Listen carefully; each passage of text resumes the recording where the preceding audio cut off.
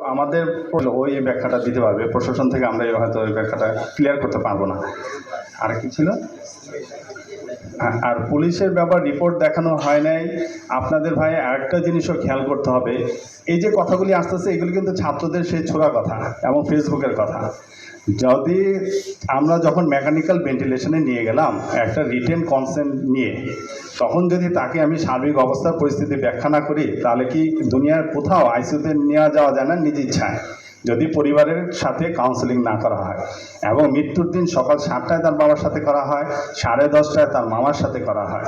আসলে এই কথাগুলি ছোড়া কথা, এগুলি কোনো ভিত্তিহীন নাই। আরেকটা কথা বললেন কর্তৃপক্ষ জোর করেছে, কর্তৃপক্ষ তখন অসহায় হয়েছিল। রাতের বেলায় আমাদের সিনিয়র কোনো কর্তৃপক্ষ হসপিটালে থাকে না, থাকে শুধু আমার একটা ওয়ার্ড মাস্টার আর থাকে হচ্ছে সিকিউরিটি ইনচার্জ। তাদেরকে জিম্মি করে 30 থেকে 40 জন। পরবর্তীতে আমরা তাদের হাত থেকে রেহাই পেয়েছি পুলিশ ও আর্মির সহায়তা। সেখানে জোর করে আমি কিভাবে লাশ পাঠিয়ে দেব? এখন আমি রিকোয়েস্ট করব কাজী শামীম আহমেদকে ওনার ব্যাপারটা একটু ইলাবোরেট করার জন্য।